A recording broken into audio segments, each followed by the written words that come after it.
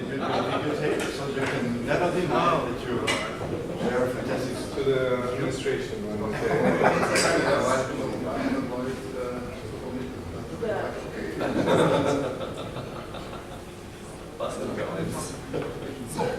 Jetzt kommt Florian bei uns. Das ist wir können auf eins rüber. Ja, ein rüber.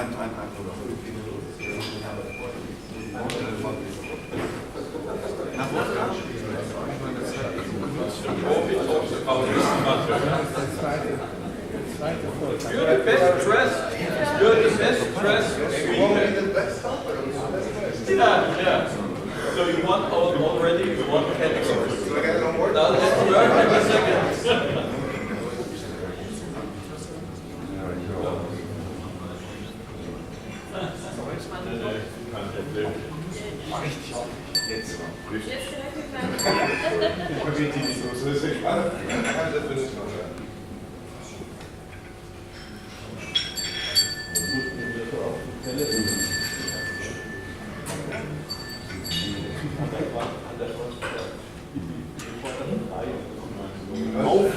Aufrücken. Ja,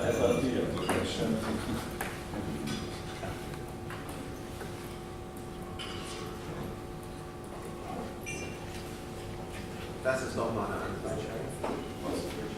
Ja, absolut. Wenn ich aber reden wir über uns oder? Ja, genau.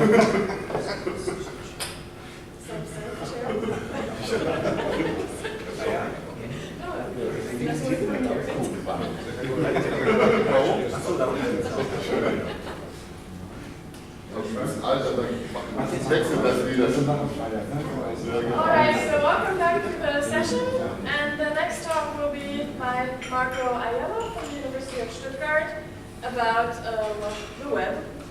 So. Thanks. So I'm very happy to be here, and I already saw some talks that touched on the history. So for instance, Frank told us about the history of quantum computing also. We heard about the history of hardware and databases from Christoph. And this talk is historical in nature. Actually, I will show some things, and if you feel that they are reminiscent for you for something, feel free to shout, "Oh, I remember that." This is part of the fun of this talk. And tell us in which context. Some of the more senior researcher will have this more, of course. So what I want to talk about is indeed the web. And the web was done by amateurs, is not actually my sentence. It comes from an interview of Alan Kay of 2012. And Alan Kay says, the internet was done so well that most people think of it as a natural resource, like the Pacific Ocean, rather than something that was man-made. When was the last time a technology with a scale like that was so error-free? The web, in comparison, is a joke. The web was done by amateurs. Now, normally when I give this talk, I have to explain the difference between the internet and the web. But giving this audience, I will do that. I hope I don't have to. Are you sure that most people know who Alan Kay is? Thank you, but it will come in a second. Okay. And actually, I have to admit, even in this conference, I heard sometimes someone say internet when he or she meant the web and so on. So this is important. I'm talking about the web, not the internet. And the internet actually is something that's scaled. Vint Cerf, which we were talking about, himself says, I'm amazed. He came out with the TCP protocol, I think, in the 80s, early 80s, together with Khan, and then said we did not expect it to be so scalable as it actually turned out. But indeed, there are, well, first some timeline. I think we saw already the timeline with computers, and then they put quantum computers track, but I have a video that shows they did this a month ago too, so it was not for you. I can prove that. And the internet, you could say, originates in ARPANET, and the first message on the ARPANET was actually sent in 1969. It was a communication between UCLA and SRI, and I think the first message was 3-character, L, O, and G. So that's more or less the origin of the internet. And sometime I had fun and I asked my students, when was the web done? Right? In this timeline. And I think we can have a lot of fun to do the same question today. Okay. When was the web done? Oh. 1992. Okay, at least you're in the right 1950s once from a student. 1989, right? But so that's more or less the time. 89. 89. That's good. But that was internal to... You guys need to buy this book. This is multiple copies. Okay. So there are indeed three key figures in this story I want to tell you today, and Tim Berners-Lee is actually the one who invented the web, so he's the central figure. But there's something also about the prehistory of the web which is important, so I want to talk about Ted Nelson in a moment. And Alan Kay is the guy who said that sentence. So indeed, we should say who Alan Kay is for those of you who don't know who he is. Now, Alan Kay is, for me, a key figure. He actually wrote his PhD thesis in the 60s, and in this thesis he talks about something called a dynabook. And this is, comes out also later in an article of 1968. And he's talking about a device that children can use to learn. And this device has a screen, has a keyboard, you can fold it, it has a stylus on which you can write, and it's a learning instrument. Wonderful device. You all have it apparently, and some of you are working with it, right? So it's kind of trivial. At the same time, you have to put into perspective, these were the machines that they were having at that time. So while people were actually begging to have 5 minutes of that, he's talking about that. So very, very visionary. As a little side note, when Steve Jobs had the first prototype of the iPad, he sent it to Alan Kay. Alan Kay receives it and writes back to Steve Jobs like, this is not my Dynabook. Because Steve Jobs said, look, I made your Dynabook. It's a thing I can go with my finger. And he complained saying, no, this is not it at all. It doesn't have a stylus. I have no place to put this stylus. I cannot write. This is not my Dynabook. Right? But you understand that Alan Kay is someone who speaks his mind all the time. He also has a very important role in object-oriented programming. He has developed one of the first, Smalltalk. He actually developed it, at least this is what the mythology says, in one day. So he had made a bet with someone else at Xerox PARC and said, I can build an interpreter for this language in one day, and he went off and did it. He later developed it. Xerox PARC in the 70s was a very interesting place. Well, it was the place where a lot of innovation was done without becoming a product, you have to say. Xerox rarely got money out of it. Well, they failed with the Alto, they failed with the Ethernet, they failed with everything. But it was a cool place. Yeah. I agree. But if you characterize it like this, most people don't, at least it's such a general description, I think. You're It thinking needs more details. You're thinking about money. In that sense, it was a I terrible place. rarely think about money. I wouldn't be here. So there's something went wrong here. I thought we would get paid to be here. No, okay. So Alan Kay is also famous for some quotes. His quotes are used a lot. When Steve Jobs introduced the iPhone, he actually used this quote of Kay, which is actually from the 70s, in which he's saying, people who are really serious about software should make their own hardware. Right? And actually I went to tell this to Sanjeeva yesterday, but I didn't have the chance. He's also very well known for this other quote, the best way to predict the future is to invent it. Here is my former colleague Ben Feringa receiving the Nobel Prize for Chemistry and using it. And so I have to tell Ben that actually he's citing a computer scientist. I'm not sure he knows that. And of course, my claim is that this is going to be his next big quote. The web was done by amateurs. So to justify and to help justify that quote, I do have to go a little bit in the history of science or close to computer science. And a lot of people would put this history or this prehistory of the web in Bush Mehmet's system. So who's Vannevar Bush? Vannevar Bush is someone who's working for the American government for a long time. He's involved in the military side. He is one of the people who sets up the Manhattan Project. Right? He's not involved in the science behind it, but he's one of the, let's say, the project managers of it. The war ends, and then he starts thinking about human knowledge and so on, and he thinks, well, humans need a way of being supported in their cognitive tasks. And he comes up with the idea of this machine, which is called the MEMRICS.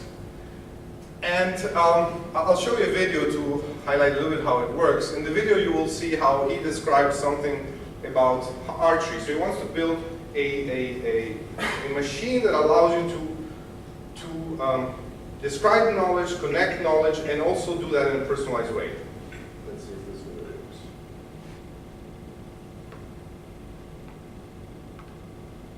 Wonderful. Second.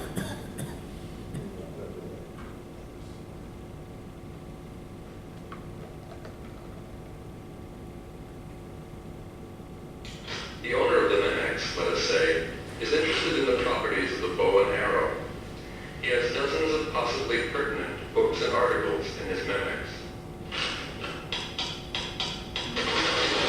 First he runs through an encyclopedia, finds an interesting but sketchy article, and leaves it projected.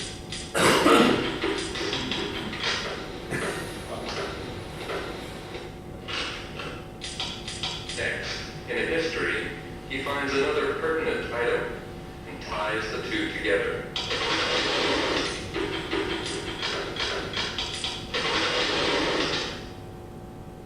Thus he goes, building a trail of many items. Occasionally, he inserts a comment of his own, either linking it into the main trail or joining it by a side trail to a particular item. His trails do not fade. Several years later, his talk with a friend turns to the Turkish bow. In fact, he has a trail on it. It is an interesting trail, pertinent to the discussion. So he sets a reproducer in action, photographs the whole trail out, and passes it to his friend for insertion in his own memex.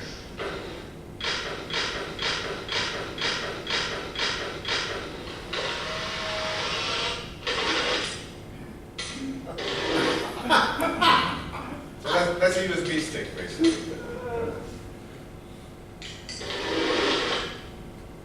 So this machine was never built, but it's quite carefully described. And it's using the storage technology of the time, that is microfilms.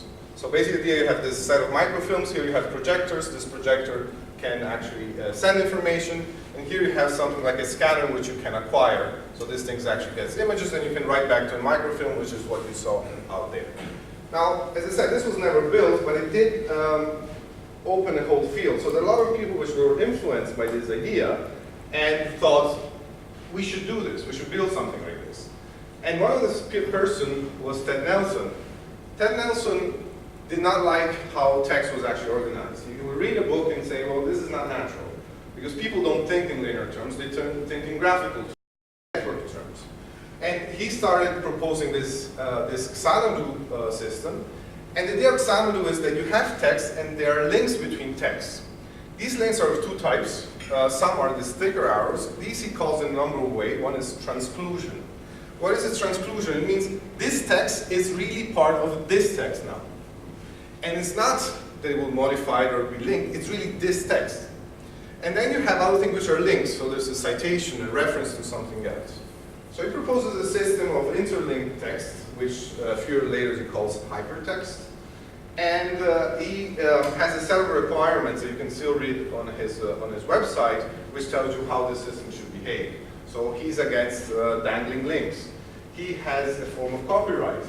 If you're transcluding something from somebody else, there should be a micropayment that every time that your document is used should go back to that originating system. And he started building prototypes till the 60s, and I think, despite the age, he's still doing that. And there's a couple of phenomena that he definitely wanted to avoid with Xanadu, which is the page not found error, which is very noticeable, also cut and paste. So he explicitly said cut and paste is actually a sin and should not be done. He's also very verbal, a little bit less elegant of okay if you wish, so at some point he said, after all, dumbing down Xanadu sure worked well for Tim Berners-Lee. Right? So he has quite a strong opinion on that.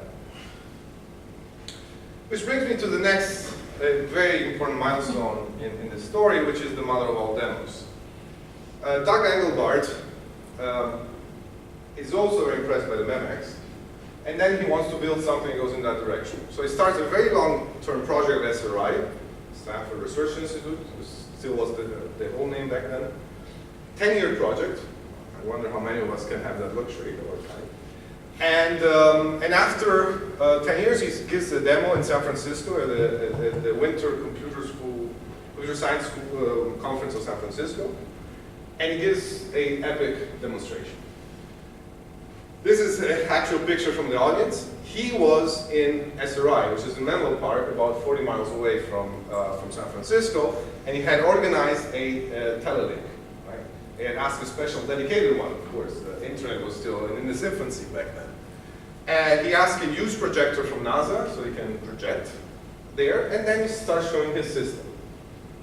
So he is at SRI, with all the cameras, and you can see already that he has this funny device on top of his legs, to which he will give the demo. At the center there's a keyboard. Here there's this big box with a line, something that looks like a mouse. And on the left he has 5 keys, which are special keys that he can use for like special comments or controls. And it shows the system and shows how, for instance, you can have items and then they have an index, but also how this can be turned into a graphical representation and to navigate. So I'll let him say a few words from that demo. The whole demo was about an hour, but I'll just show you, I think, a couple of minutes. I hope you'll go along with this rather unusual setting and the fact that I remain seated when I get introduced, and the fact that I'm going to come to you mostly through this medium here for the rest of the show. And I should tell you that I'm backed up by quite a staff of people between here and Menlo Park, where Stanford Research is located, some 30 miles south of here. And if every one of us does our job well, we'll all be very interesting.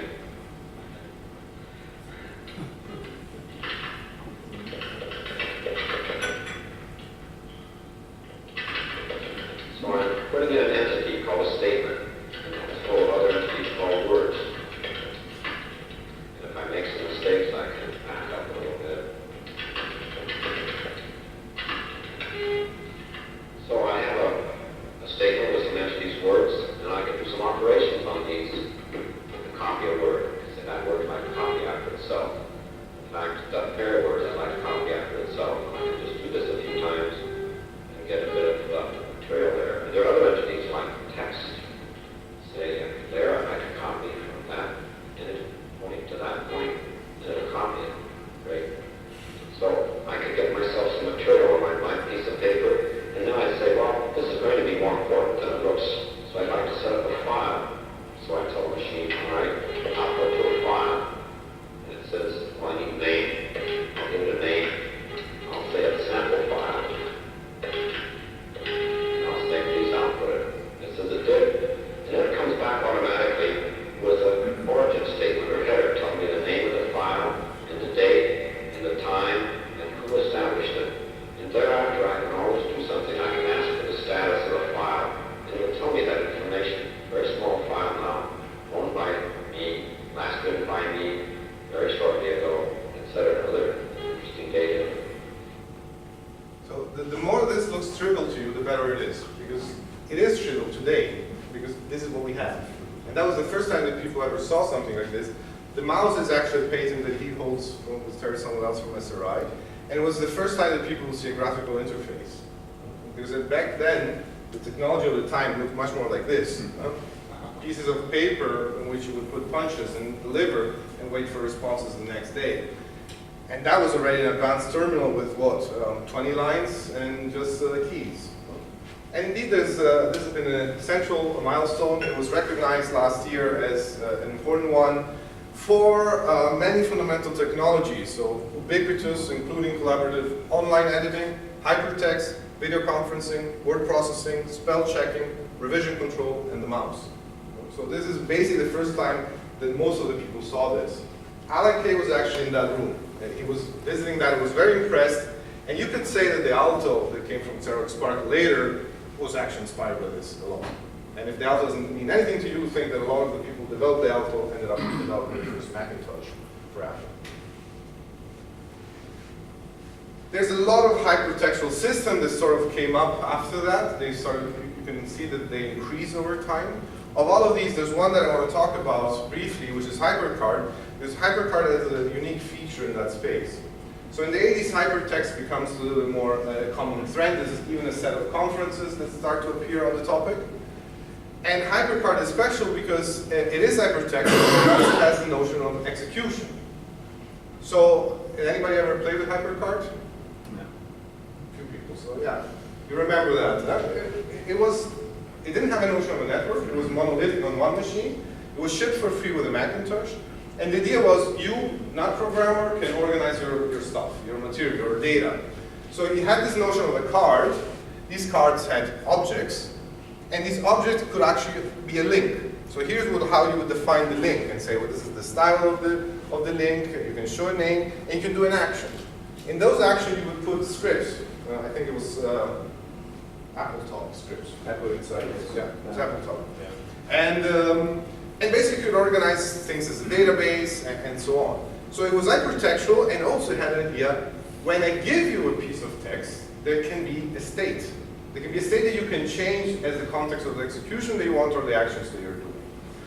So to me, this only missed the idea of a network, and for the rest, it was much interesting or perhaps better web. Actually, in the interview, Alan Kay says explicitly, look at the web of today, 2012. Is it even close to HyperCard? Right? So for him, this was still better. It's still better today.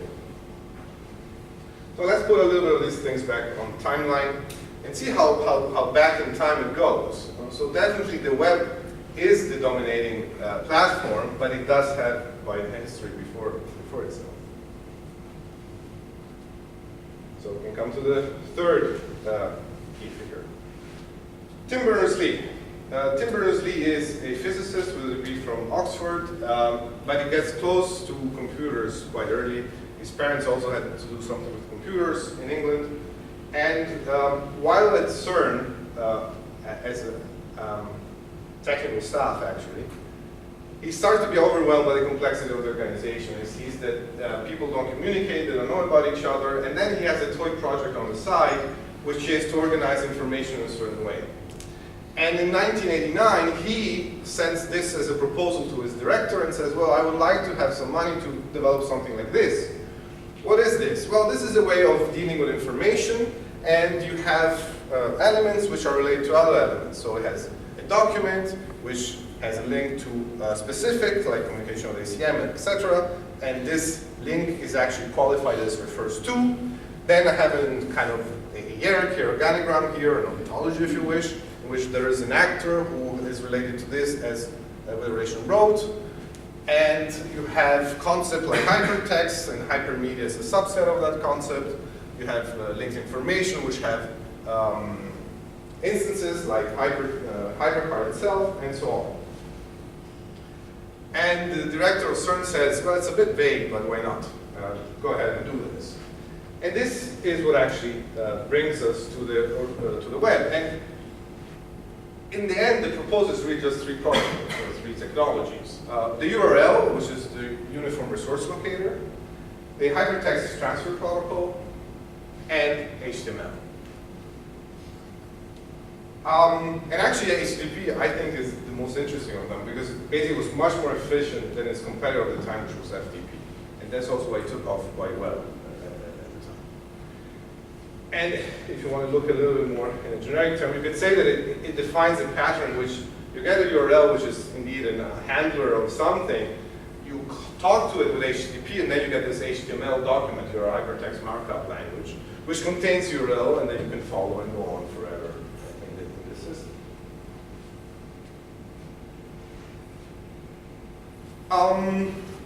But I said that the web was done by amateurs, and somehow I'm saying this is the guy who did the web.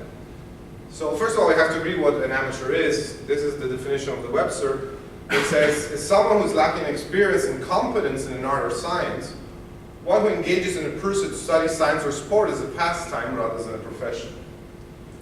And I'm afraid this applies here. Meaning, first of all, he's a physicist. Second of all, he's not aware of all that history. Right? He's doing this as a hobby project because he doesn't like the way it's organized. That's not his main task. And he himself, in his book of 1999, says the following. I wrote it, meaning the web, and Enquire was the original name of the system. I wrote it in my spare time and for my personal use, and for no loftier reason than to help me remember the connection among the various people, computers, and projects at the lab. Right? So it is a hobby project. In that sense, it is an amateuristic experience. And also, he says, the mother of all demos, yeah, I'm aware of it. I saw it in 1994. So he had no idea of the Memex, no idea of the mother of all demos, of the online system of Engelbart. He knew HyperCard, I need to find this, and he knew Xanadu because he had been at HyperText 1989. Marco, according to your definition, most computer scientists are amateurs because they don't read stuff that is older than 2 years old. That comes from my last but one slide. But thanks.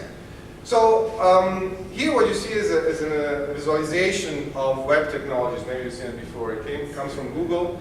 I like it a lot. And it tells you a little bit what was the evolution of this thing called web, right? 1989, the web is introduced. The first websites start to appear in 1991. Tim Berners-Lee, it's a CERN one. Slack at Stanford, the accelerator was one of the other first ones. And then you have HTML1, Mosaic comes into picture, you have cookies, SSL, JavaScript. And the more you go, the more you see the intricacy of all this. Technologies were added to the web. And this evolution of technology is tied a lot to the browsers that appeared, and you actually talk about browser wars. There was some point in time in which these wars or these battles was much more fierce. So let me just give you a little bit of an impression of the browsers. Tim Berners-Lee, together with his first proposal, comes up and introduces his own browser. The browser of Tim Berners-Lee is actually one in which you can edit HTML. He had the idea that a browser should be both a viewer and an editor. And the other thing that he did, I think, very, very well and very cleverly, he went around the world to help anybody who would want to develop something for the web and support them. So there's a bunch of students in Finland that want to build a browser. He goes there and helps them. There's a bunch of people in the US who want to build a browser. He goes and helps them, right? Because he wants this technology to succeed. One of these is indeed this American project at NCSA, which is Mosaic. So Mosaic is one of the first, let's say, successful browser when the web is still small. They develop it, and at some point Tim Berners-Lee feels uncomfortable because the people in NCSA start talking about something being on Mosaic, not on the web anymore. So we're taking ownership and trying to model the technology, and he felt this as being very dangerous. And indeed, okay, now I'll tell something about this. Back then, the internet connections you had or other kind of links to the internet were not very good, so we also had browsers like this.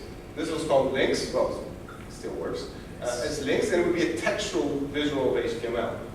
How many people have played with this? Some people. I thought you were younger, but anyway. So we used to use this kind of things just to get information, and it was okay, also because HTML pages were much more lighter back then. So I was talking about Mosaic. A number of people of Mosaic actually leave Mosaic to build their own company called Netscape, early 90s.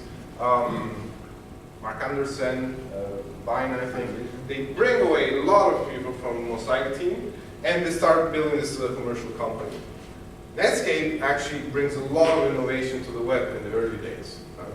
Cookies come actually from them. Securities SSL comes from them, because they had clients and they needed things that the web did not have. And the web, in its original conception, is absolutely stateless and static. And there's no notion of computation. And they start to have needs for sessions, for authentication, and so on. So they actually are quite strong in that. Then I think this is your friend, Bill Gates. He comes in. Thank you. In 95, he comes in and says, Microsoft is about the web. It took some time to realize, right, that this thing was going on. And of course, when he comes in with a budget which can exceed anybody else. So NCSA Mosaic was about 10, 20 people. Netscape at its most was 100 people. Explorer at its highest moment, when they were really pushing this a lot, end of the 90s, is 1,000 people. 1,000 developers just working on the browser, right? And this also caused all their problems because that's when the investigation started, and you're doing a monopoly. You're taking this, putting it inside the operating system, forcing everybody that has Windows to use your browser, the browser becoming an interface to the operating system, and you're kicking out everybody else, like Netscape. I don't know why they didn't split them, but they didn't. They got a fine, and then they had to show their code to a committee every so often to show that we're not doing any unfair practices. And then you have more, you have Chrome and others. So this is a little bit how the browser war went. Before 94, there was very few use of the web, has to be said. There were some browsers. Mosaic is the first one that really dominates, even for very short. They have almost 95% of the whole market. Mosaic decays also because Netscape is born. Netscape dominates for a little while till, as I said, late 90s, Microsoft gets serious about it, manages to completely kill them. So it brings it out of the market. They get a little bit scared here when they get their legal problems. If I remember right, it was 2002, 2003. So Explorer slowly starts saying, well, we need competitors. They actually even buy, that was before. They did help by buying minority shares of other companies to make sure they had enough funds to survive. Netscape is a little gift, spin-offs Firefox as an open source. They say, okay, someone else can do this if we were bankrupt. Has some success. And then Google says, we're in search, there's so much nice data inside the browser, let's see if we can build our own. And as of last year, Chrome had about 50% of the market. And I say, what is remembered as the browser war is really this one. These are considered more like small battles or later battles.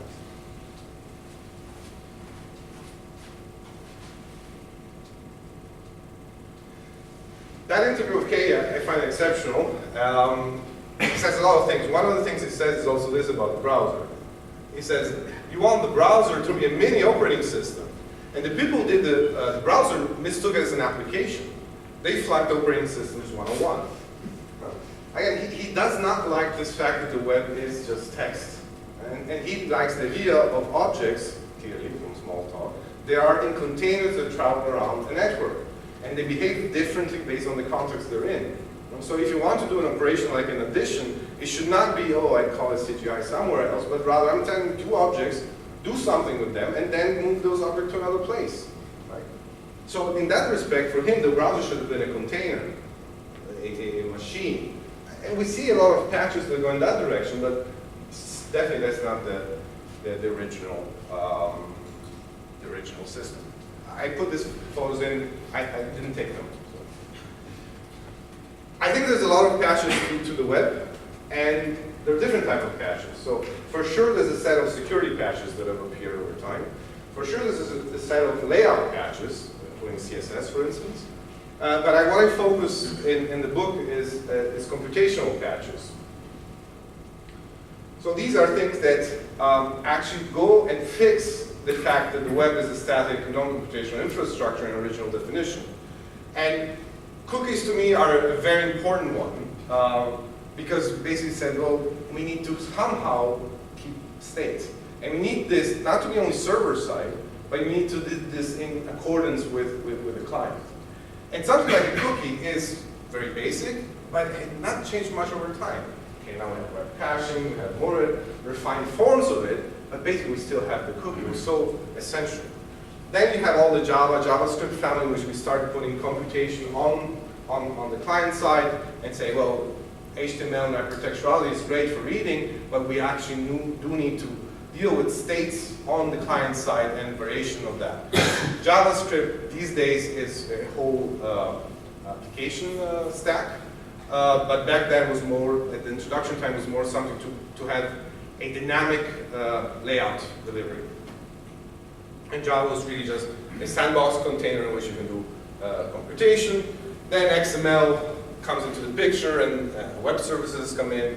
And I find also XML HTTP request an important milestone. That's when we start understanding that this client-server relationship perhaps is a little bit better if we look at it as a bidirectional one. And then we finally get to WebSockets a few years ago, right? After 20 years and more of development on the web. So I will not do it now, so I think the talk is boring. In the book, what I do is I look at all these technologies as patches and what aspect of the web they have patched and how successful they've been as a patch. And the cookies, Java, and JavaScript, to me, are exemplary patches in the computational side. I think that web services are also a patch and bring the web to a completely different level. And then there's the semantic web of 1999. Where it's funny how the amateurs have become professional and they build something very nice and very clean, but that didn't really work for the web. Sorry. Despite the patches, the web is clearly successful. I think you're familiar with these kind of numbers. So it started with just a few numbers, a few websites. They slowly increased. People adopted. Tim Berners-Lee, as I said, is doing a great job. 95 is sort of an important year because that's the year where you stop having the list of all the websites. After that moment, there's a web page that says there's a website there, there's a website there with a link to it. 95, where you start saying, we guess that this is the size of the web. It's the point where some students start writing programs to crawl around and try to find how many websites there are. And from here on, the numbers that tell you the size of the web are estimations based on, basically they're based on the intersection of different crawls and estimating what the actual size of the web is. 2000s already we're talking about millions of web pages and web servers, and by last year we already passed the billions of web pages. So you can see this exponential growth in the size of the web, which is just a confirmation of this success. So the last part of the book is mostly a reflection on what makes the system successful. And I cannot say it comes with a definite answer, but it tries to look at all the aspects which are involved. And something that you have to acknowledge of the web is that it is truly an open platform. So it really managed to engage an incredible amount of people. Tim Berners-Lee pushes CERN to open source the whole web project, and he manages to do that quite early. So 93, everything's open source. He understands the importance of having agreed protocols. 94, the first browser wars are starting, so he sees that if a big player comes in and starts changing the protocols, it can dominate them, right? So he founds the W3 consortium, and you have more and more standardization initiatives, a lot of open committees that are involved.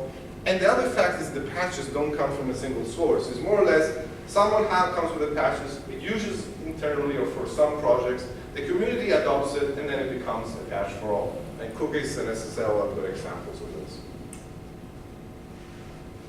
So the tension that I see here is between formality versus liberality.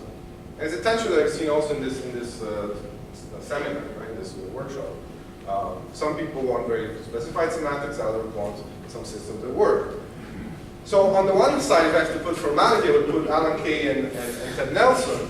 So Alan Kay is saying, I would have liked to see a computational infrastructure with objects with very well-defined semantics that travel around the network. Ted Nelson is looking more at the textual part. He's not too much interested in the computational one, and says, I would like to see a network of text which I can guarantee things. So no dangling links, properties, recognition of where you took the source of something, and so on. Very different reason why they want a formal system.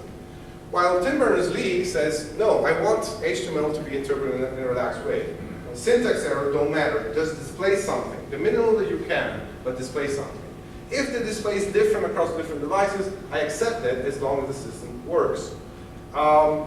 Especially at the beginning, no semantics. We're not saying what this text is, what it does, what a URL means. Well, a little bit what it means just as a resolution step, but not more than that. But basically no semantics.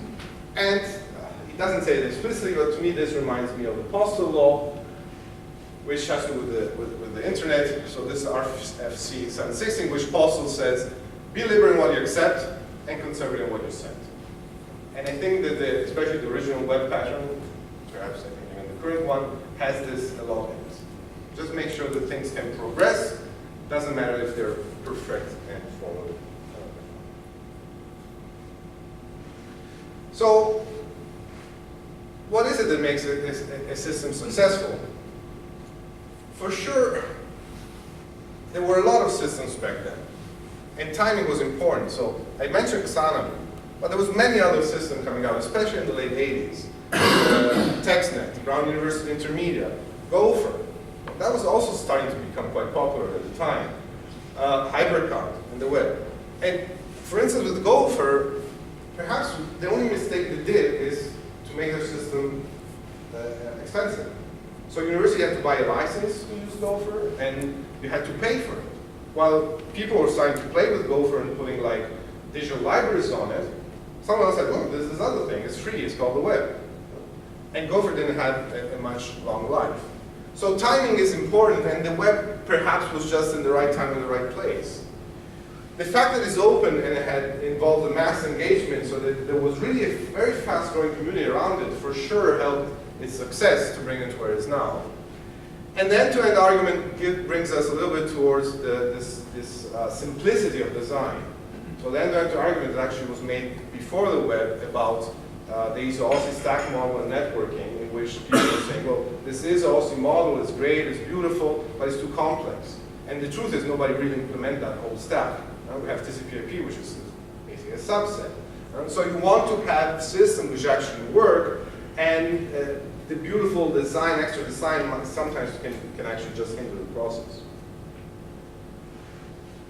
Same interview, Alan Kay says, the problem is, especially for computer science, that there is a disdain for history. So he says the lack of interest, the disdain for history, it was made computing not quite a field. What you were saying. And he says, if we were inventing the wheel, at least we would be moving forward. We're inventing the flat tire. So this is what he says about the web. He says, look, we had Xanadu, we had the mother of all demos, and 20 years later, look what we got, the web. So I would like to thank you for your attention for this excursion, and of course, use this opportunity for a little bit of marketing.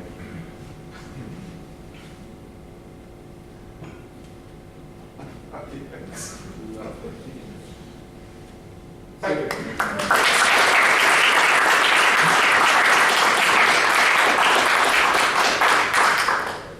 Before any questions, I have to tell you, I looked it up. To be a book bestseller on the New York Times, you need to sell 3,000 copies on the first week. So if you all go ahead and buy 100 each, I think you should have a card. But we get the money back. Should we give And then I can buy myself. Perhaps another little thing. So this is how the book is actually organized. What I told you today is mostly the first chapters.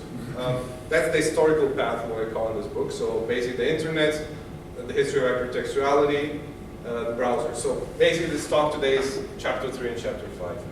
And a little bit of chapter 4. Then the second part of the book, it's a little bit more technical, and I go into these patches which identify and explain where they came from, how they were successful or not, and how they attach.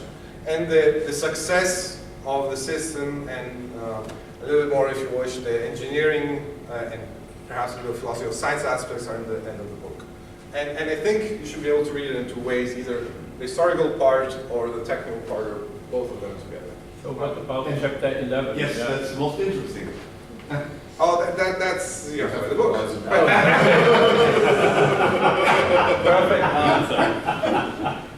And unfortunately, Springer insists on selling the chapters one by one, so you can just buy chapter 11, but I do not recommend it because I think it would make no sense if you did that.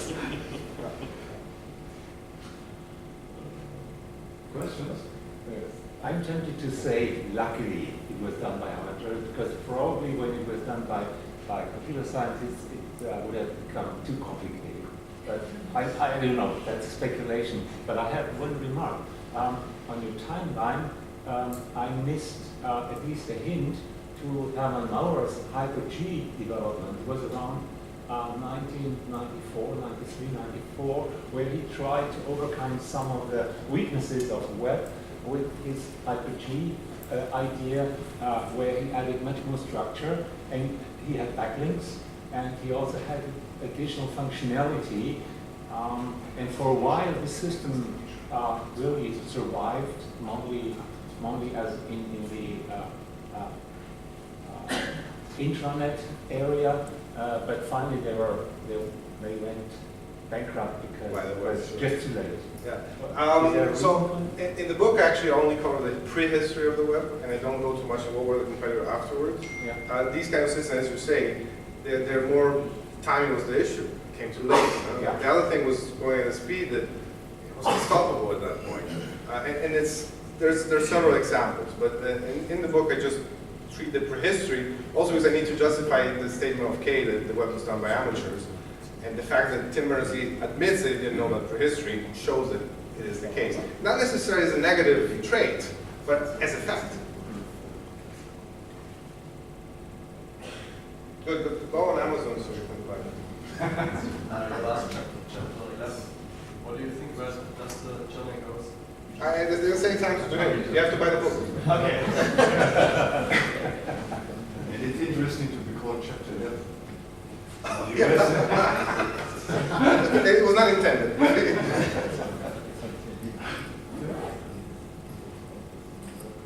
Other questions? I have a Yes. question. So basically you say the computation is missing in the web, right? So do you think this relates that the REST style as the code on demand is an optional principle, for example? Is this basically the gist of it? So I actually have a section all on REST in the book. I find REST interesting because indeed it's again something which goes towards postal law, which is successful versus the more structured way. And I remember when at the beginning of ICSOC, REST was not even there. And then slowly at ICSOC we started hearing about REST, and then the more formal people start saying, okay, forget about it, it's useless. And then it takes over, right? At this point, I guess, it's even dominating over the old approach. But I think it goes in that direction of something more loosely formatted, but it works. And that's in the end what often we need. Maybe the optionality shouldn't be there.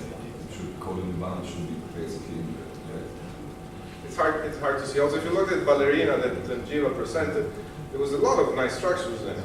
But there was going towards Python where you get much less than other kind of languages that we're very fond of in 10, 20 years ago.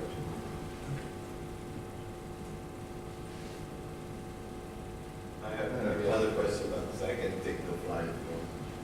Do we have time? I might guess the question. I can tell you, if you love... No, it's not about... Wait, let me finish. If you like the semantic web, read this chapter.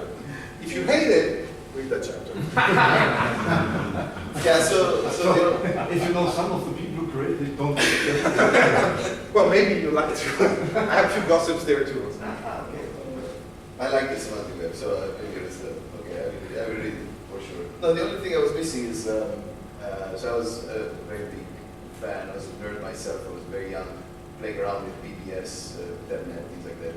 So I was wondering if you have included those aspects also, because I mean, I remember in the old days, the people who would work on the web would actually communicate via these channels and Rascal channels and things like that. So very little. So I talk about the internet because I need to introduce the rest, and also because it's part of the statement of Kay in which he talks the internet was good and the web was bad, right? So I do that, but there's an excellent book called When Hackers Stay Up at Night that covers the history of the internet. And I didn't want to replicate that, so I put the minimal that I needed for the rest of the story. And so basically these kind of aspects of communication before the web, I don't touch much. I just talk about pure FSC, like the TCP, IP, ENS.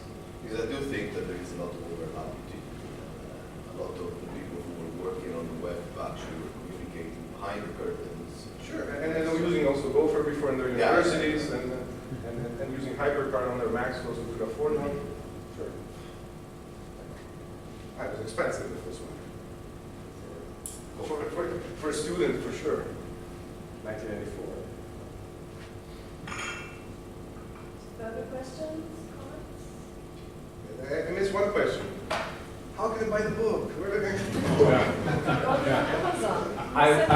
you get it for free. I can answer your question. It is available on Amazon, but still not deliverable. So maybe you are missing something. No, it's in production, so I sent out the last version last week. I have done so. Yeah, Just out of 3,000. Great, thanks. Okay, so if there are no further questions, comments, then thank you. Before you leave, I just double checked that only 30 people registered for the excursion on Friday. Right, so there's still a place to join. We have 80 people that fit with a bus. I need to join. So we leave at 1 o'clock in front of the lobby with the bus. It takes us about 90 minutes to go to a very nice photographic block. They created a very new museum a year ago. Last year we intended to go there, but many people wanted to go to the island again, which always been a long time, right? So now the museum is 1 year old. We get a 2.5 hour flight over to the museum, and then a quick tour around Breslau.